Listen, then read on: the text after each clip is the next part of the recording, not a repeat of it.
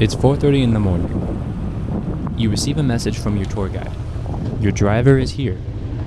You walk outside, your driver hands you a helmet, and you ride. Unsure exactly where you're going or what you're going to be doing. A lot of this trip so far has been an exercise of trust. Trusting other people, trusting the universe. Oh, okay. And while I could potentially call someone if I needed help, I don't speak their language. Pandering philosophically aside, this was an incredible tour. We started in a workshop where the noodles of the soup Cao Lao are made. This workshop and one other are the only ones that make the noodles for the entire city. They begin work around 3 o'clock in the morning and continue well into the day. After, we were taken to a fish market and then ushered towards a fish sauce factory. Our next stop took us to a coffee shop for some much needed coffee, and this coffee shop was absolutely incredible. The owner blew my mind. The owner of this shop built his own coffee roaster, and it looked incredible, and the coffee was also really delicious. He built this roaster from scratch using YouTube videos and whatever equipment that he could find. And I would say he's truly built an empire around this roaster and this beautiful coffee shop. He has several employees working both as baristas and coffee roasting assistants, has built lots of different equipment, and even builds and repairs coffee roasters and coffee machines for coffee shops and roasters around the region. Continuing on our tour, we found ourselves overlooking our fish farm, where I decided to pull out my drone and fly around, take advantage of some of the views. The locals were very intrigued by the drone. Our second to last stop was a home where two women were weaving beds. Traditionally, the Vietnamese would sleep on these mats, and some people still enjoy sleeping on them, so they are still being made.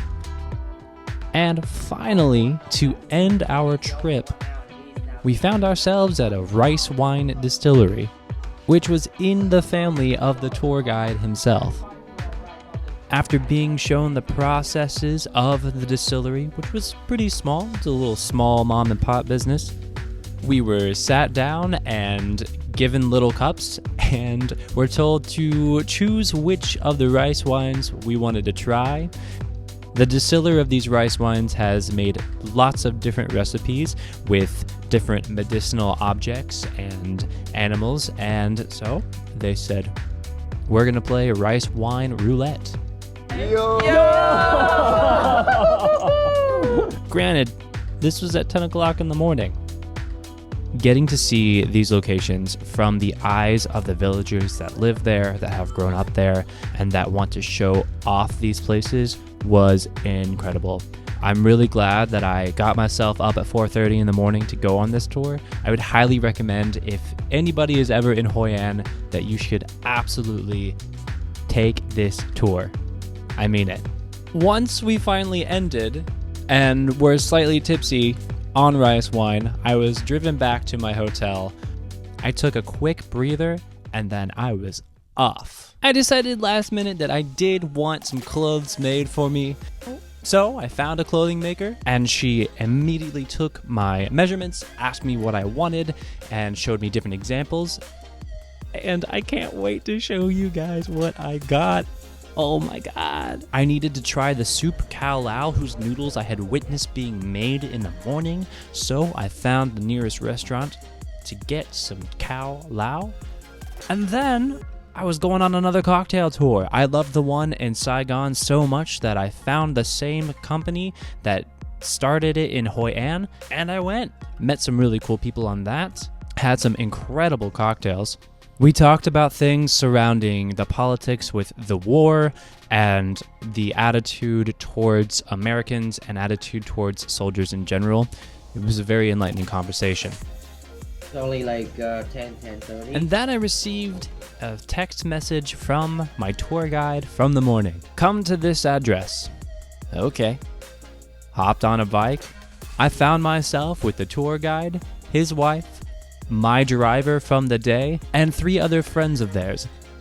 They had cooked several specialties, including tuna eye and fighting rooster, and there was half a case of beer that had already been drinking, and they were waiting for me with more. I lost count of the number of times that we cheered. I lost count of the number of beers I was told to chug, and I lost count of the amount of rice wine that we had. It means so much to me having been invited into their world to share and to eat.